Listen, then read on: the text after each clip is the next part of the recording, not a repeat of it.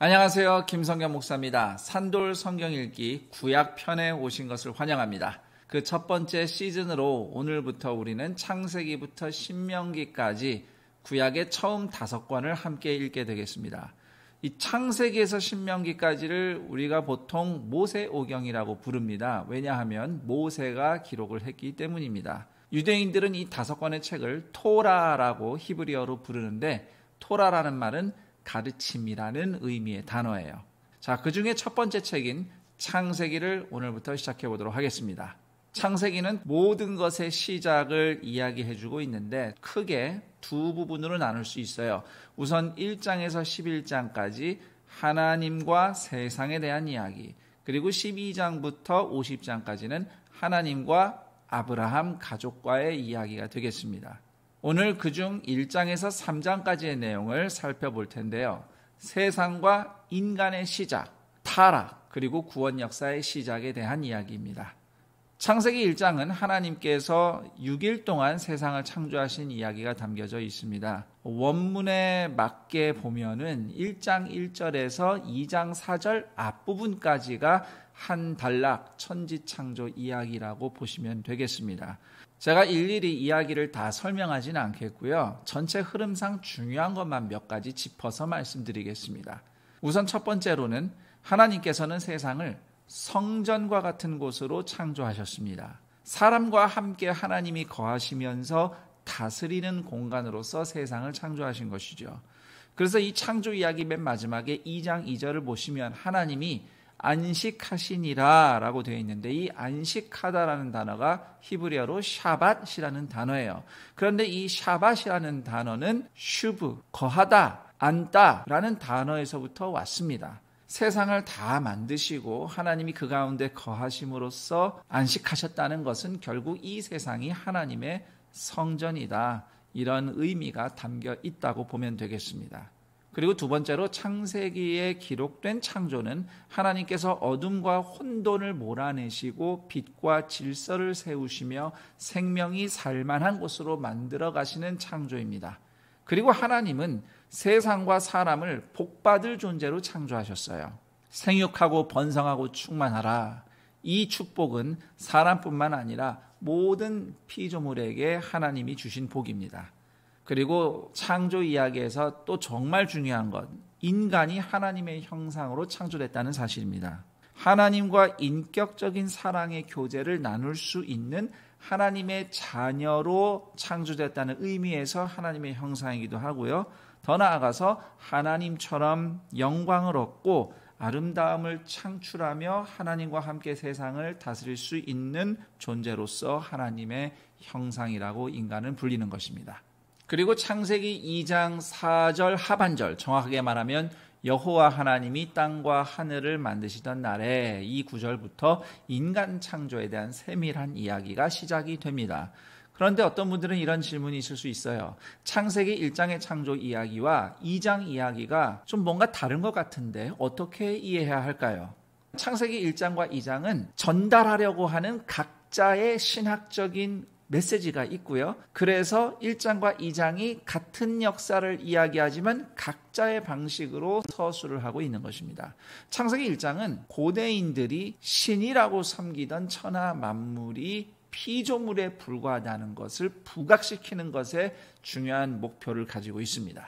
하늘, 땅, 해, 달, 별 또는 바다 물고기, 심지어 어둠, 혼란, 이런 모든 것들이 고대인들은 신으로 섬기던 숭배 대상들이었던 것이죠. 그러나 창세기 1장은 이런 것들은 다 하나님이 만드신 피조물이라는 것을 분명히 밝히는데 가장 효과적인 방법으로 창세기 1장을 이야기하고 있는 것입니다. 창세기 2장은 반면에 인간이 하나님께 특별한 사랑을 받은 존재라는 것을 보여주기 위해서 이야기가 진행되고 있습니다. 창세기 2장은 인간의 창조 과정을 맨 앞에 두고 나머지 생물의 창조에 대해서 그 다음에 이야기를 해주고 맨 마지막에 다시 인간, 정확하게는 여자의 창조 이야기로 마무리를 함으로써 인간이 가장 중요하게 조명되고 있습니다.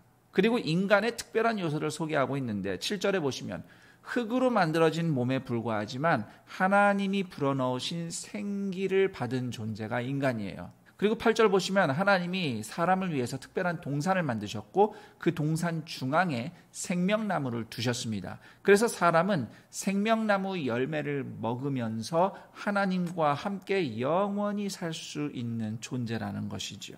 그리고 15절 보면 사람이 하나님처럼 창조하고 다스리는 존재임을 보여주고 있습니다. 아담에게 동산을 경작하는 일이 주어졌다거나 또는 동물들의 이름을 짓고 심지어 자기 자신과 아내를 남자, 여자 이렇게 이름을 붙이는 장면들이 바로 그와 같은 창조성과 통치성을 보여주고 있다고 하겠습니다. 그런데 특히 창세기 2장에서 두드러지는 인간의 하나님의 형상으로서의 면모는 하나님처럼 도덕적 선택을 할 자유가 있는 존재입니다. 단 하나님의 권위 아래서 선택을 하는 것이 중요한데요. 그래서 17절 보시면 선악과 열매를 먹지 말라는 하나님의 명령이 등장하죠. 그리고 선악과의 존재가 소개되어 있는데 이 선악과가 의미하는 바는 인간은 무엇이 선하고 무엇이 선하지 않은지를 결정하는 분이 하나님이심을 인정하고 하나님께 순종을 할 것인가, 아니면 인간 자신이 선함과 선하지 않음을 결정할 것인가, 이 둘 사이에서 선택할 자유와 책임이 있는 존재임을 의미합니다. 이것이 바로 인간의 도덕적인 선택이죠. 그렇다면 질문이 있는데 선악과 먹기를 금지한 이상 하나님이 그러면 인간을 선악을 모른 채 그냥 두신 셈인가? 그렇진 않습니다. 선악과를 먹는 행위는 단지 선악에 대한 지식을 얻는 것 이상으로 선악을 결정하는 주인의 자리에 앉는 의미가 있기 때문에 선악과는 먹지 않는 것이 맞고요. 대신 그걸 먹지 않았다고 해도 하나님께서 나중에 때가 되면 가르쳐 주셨을 것이라고 저는 생각합니다. 그래서 이것은 선악을 모르는 무지한 상태로 있느냐 없느냐의 문제가 아니라 선악을 판단하는 주권이 누구에게 있느냐에 대한 문제였던 것입니다. 그러나 창세기 3장은 그렇게 존귀한 인간의 타락의 이야기를 들려주고 있습니다. 인간이 하나님의 명령을 어기고 선악과를 먹었어요. 이것은 5절에 기록된 것처럼 하나님과 같이 되고자 하는 욕망 때문이었습니다. 무엇이 선하고 무엇이 선한지 아는지 결정하는 것이 하나님이 아니라 나라고 선언하는 반역이고 죄였던 것입니다. 그 타락의 결과 우선 창세기 3장은 인간끼리의 관계가 깨졌다는 것을 보여줍니다. 8절에 보면 부부가 서로 부끄러워합니다. 그리고 12절에 보면 아담이 아내를 탓하기 시작해요. 16절에 보면 아내가 남편을 원하고 남편이 아내를 다스리게 될 것이라는 하나님의 예언이 등장하는데 남편이 아내의 욕망의 대상이 되고 남편은 반대로 아내를 통제하려 한다. 그래서 둘이 서로 욕망으로 충돌한다. 이런 의미로 해석될 수 있습니다. 더 나아가 창세기 3장은 타락의 결과 사람과 세상의 관계도 깨졌음을 보여줍니다. 18절에 보시면 인간이 아무리 수고해도 열매 대신 가시덤불과 엉겅퀴를 얻게 될 것이라고 하나님이 예언을 하십니다. 사람과 세상과의 관계가 깨진 거죠. 그리고 가장 중요한 인간의 타락의 뼈아픈 결과는 하나님과의 관계가 깨진 겁니다. 우선 8절을 보면 사람이 하나님을 피하기 시작합니다. 그리고 19절에 보시면 너는 흙이니 흙으로 돌아갈 것이니라. 사람이 죽어야 돼요. 하나님이 만드신 생명나무 열매를 더 이상 먹을 수 없고 하나님이 불어넣으신 생기가 거두어지게 될 것입니다. 죽음을 맞이해야 한다는 것이죠. 이것은 하나님과의 관계가 깨졌음을 보여주는 현상입니다. 자, 그럼 여기서 인간을 유혹한 뱀의 정체에 대해서 좀 이야기해 보겠습니다. 이 뱀은 그냥 동물이 아니라 영적인 존재, 사람과 하나님의 원수였던 것이죠. 요한계시록 12장 9절이 이야기하고 있는 것처럼 마귀, 사탄이에요. 그렇다면 이 마귀는 언제부터 존재했을까요? 사실 성경 바깥에, 그러니까 유대인들의 여러 전승들에 보면 사탄이 뭐 이렇게 저렇게 생겨난 거네라는 여러 이야기가 있지만 우리가 그런 얘기를 받아들일 수는 없고요. 성경에만 충실하자고 한다면 창세기 3장이 인간의 타락뿐만 아니라 천사였던 사탄의 타락 이야기일 수도 있다고 우리는 해석할 수 있습니다. 그러니까 사탄이 아직 사탄이 아니었을 때, 에덴 동산을 지키던 천사였을 때 스스로 교만해져서 하나님에 대해서 시기하고 그래서 하나님이 만드신 창조 세계에 어깃장을 놓기 위해서 인간을 유혹했다고 해석할 수 있습니다. 그리고 그것이 사탄의 시작이다. 충분히 그렇게 생각해 볼 수 있습니다. 왜냐하면 우선 에스겔서 28장 내용이 그렇고요. 이사야서 14장 같은 경우에는 그것을 계명성이 추락한 거다라고 은유적으로 표현했겠다. 이렇게 우리가 해석도 가능합니다. 참고로 이사야서 14장에 나오는 이 계명성이라는 표현이 라틴어로 루시퍼인데 이것이 나중에 아예 사탄의 이름이 되어버렸죠. 그런데 창세기 3장에서 가장 중요한 것은 15절 말씀입니다. 내가 너로 여자와 원수가 되게 하고 네 후손도 여자의 후손과 원수가 되게 하리니 여자의 후손은 네 머리를 상하게 할 것이요 너는 그의 발꿈치를 상하게 할 것이니라. 비록 인간이 하나님께 불순종하고 죄를 지어 타락하여서 자기 자신을 망가뜨린 것은 물론이고 하나님이 지으신 온 세상의 질서를 망가뜨렸지만 하나님은 반드시 인간을 구원하시고 세상을 회복시키시겠다고 약속을 주십니다.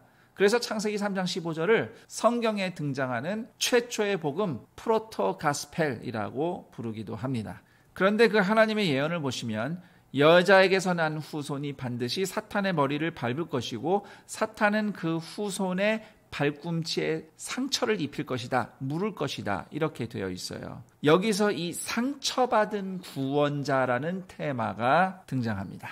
이 상처받은 구원자의 예언을 성취하신 분이 바로 십자가에서 죽으시고 손과 발에 못자국 흔적을 그대로 남긴 채 부활하신 예수 그리스도이십니다. 자, 여기까지가 창세기 1장에서 3장까지 내용이 되겠습니다. 그럼 전 여기서 인사드리고 내일 그 다음 내용과 함께 여러분 찾아뵙겠습니다. 감사합니다.